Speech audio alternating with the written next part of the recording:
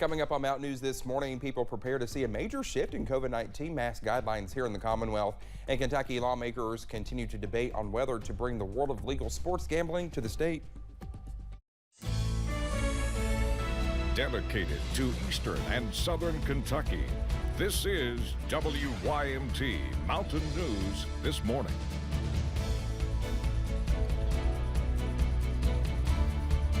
Good morning to you. It's almost 6 o'clock here on this Tuesday morning. I'm Dakota Makris, and I hope you all are bundled up because it's certainly cold. But Cameron, you and I, we're just having all the fun this morning. I mean, we're over here just chuckling and just acting up. So. Yeah, I mean, you got to do something when it's this early, right? That's true. You got to stay awake somehow. Yeah, that's very true. Yeah, but like you said, it is a chilly start to the day on this Tuesday, but thankfully it is dry and clear. As you walk out the door on this Tuesday, here is a live look at Pine Mountain, US 119. Not much happening as you are out and about in that part of the world. And really everywhere across the mountains this morning is high and dry and chilly. 28 in Harlan, 38 in Jackson. They were in the 40s, but they are now dropping down into the upper 30s. 38 also in Prestonsburg and 30 in Somerset and Williamsburg.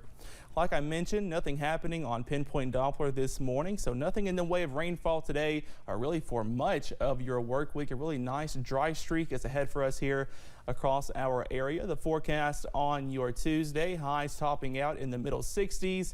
Watching out for that southwest wind, 5 to 10 miles per hour. That could gust upwards of 15 to 20 miles per hour at times. And we stay under a mix of sun and clouds. And if you like the weather today, then you will love the weather over the next few days as we stay dry and sunny for much of your work week. But rain chances are not too far away. I got all those details, Dakota, in just a little bit. All right, Cameron, thank you very much. A well-known former hazard educator has died.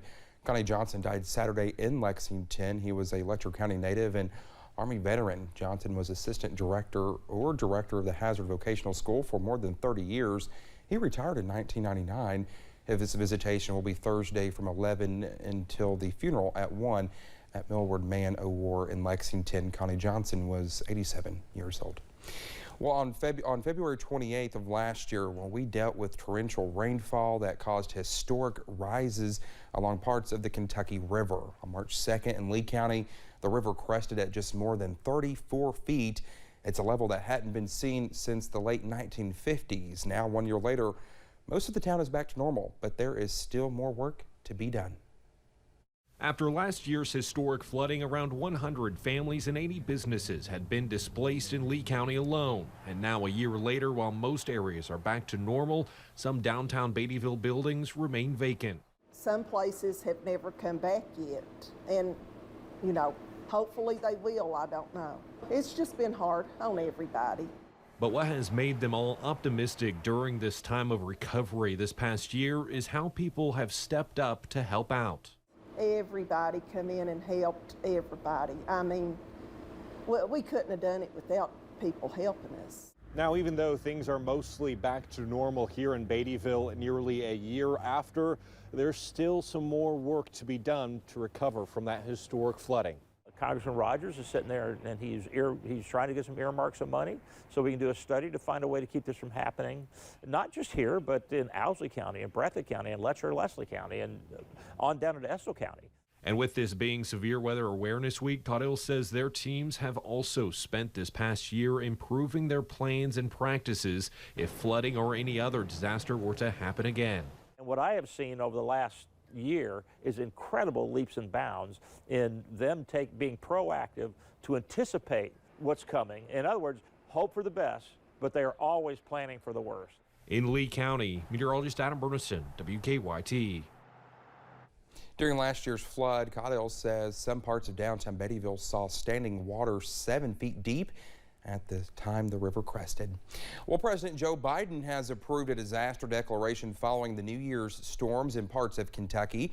Well, that will open up disaster funding to a number of counties who were impacted by the storms and flooding between New Year's Eve and January 2nd. Those counties include Boyd, Breathitt, Clay, Floyd, Johnson, Knott, Lawrence, Owsley, and Pike. The federal funding can be used by local governments and nonprofits to help with repairs. Well, Martin County community is tapped out once again as issues continue with its token water pump station in the Tomahawk area. Those who use the token station have been without its water for more than 1 month. Well, this time it's not due to a system malfunction, but vandalism.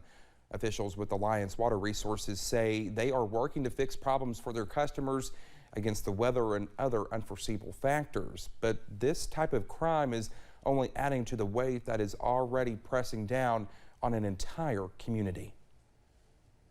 We're already facing financial distress. Now we have to pay more money, right, to fix a kiosk for customers to have water. And that is frustrating, and this isn't the first time. You know, since I've been here in the past 2 years, I know of 4 specific instances where we've had vandalism. Well, the issues are expected to be addressed soon. The district ordered a new electronic system to replace the old token version and plans to install new security measures as well. Here's a look at the Commonwealth's COVID-19 numbers. Kentucky added 671 new cases yesterday, bringing our state total to more than 1,277,000 cases.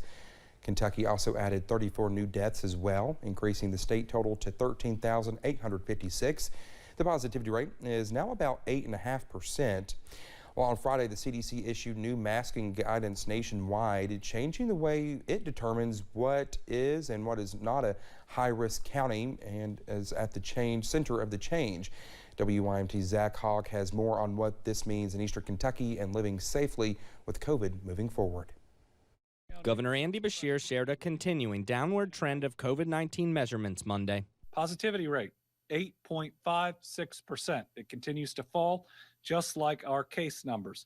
And we're under 1,000 people currently in the hospital. These numbers leave Eastern Kentucky counties firmly in the red, but the CDC is using a new community transmission model. What we're going to notice right now is that we are, as of last week, we were still in the predominantly high-risk category. You're going to see that change quickly. The new model focuses on local hospital conditions to identify high-risk areas. In response, the Kentucky Department for Public Health will use a new 3-tiered map. Each tier comes with its own safety recommendations. It's only, though, when we get to the high-risk category in the red where we'll recommend universal masking. The governor emphasized Kentuckians will need to make masking decisions that are right for themselves. Negative social pressure can be really hard, and it might push people to take off a mask when they need to be wearing them.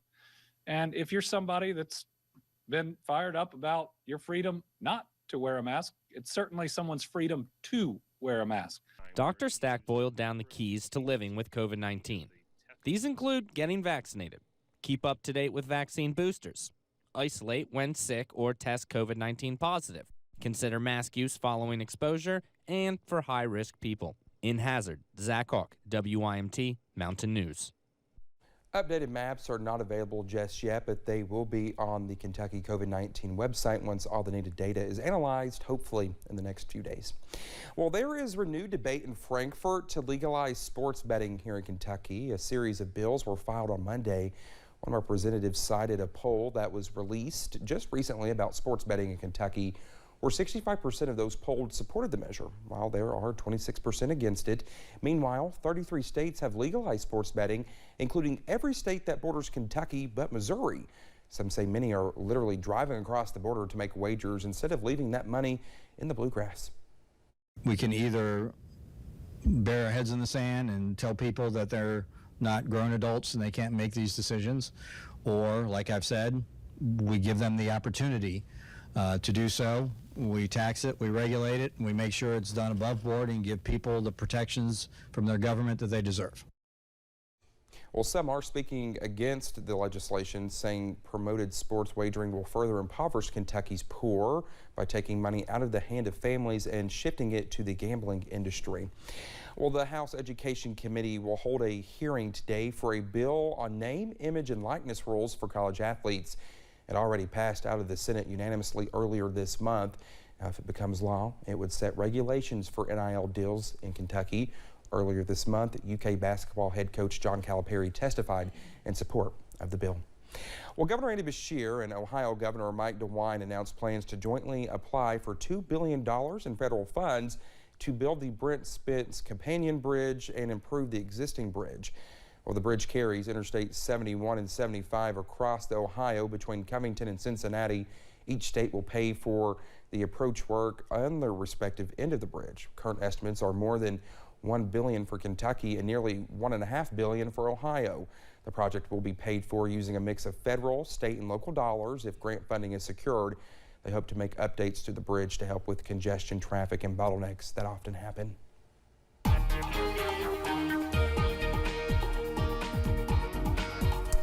Well, if you are a fan of sunshine and warmer temperatures, then I have just the forecast for you, but not this morning, though. It is another chilly start to the day. Here is a live look at the London Corbin Airport. Not much happening. We are dry under a mostly clear sky, but temperature below freezing, sitting at 29 degrees. 37 in Pikeville, 28 over in Harlan, 38 for Jackson and Prestonsburg. So we are below freezing for many people. You may have to give a little bit more time out there this morning to warm the car up, scrape the frost off the car, the windshields and all that good stuff. So be sure to give yourself plenty of time to do that. We are dry though on Pinpoint Doppler, nothing happening out there. A clean sweep, and that is all thanks to that high pressure over portions of Mississippi, and that is helping to keep us dry and sunny for most of your work week, and warmer as well. How about lower 70s by this weekend? I got that full forecast and what you can expect coming up just a little bit later. Dakota. All right, Karen, thank you so much. Well, more news is on the way. When we come back, people here in the U.S. begin to feel the effects of the Russian invasion of Ukraine has in their wallets. That's next.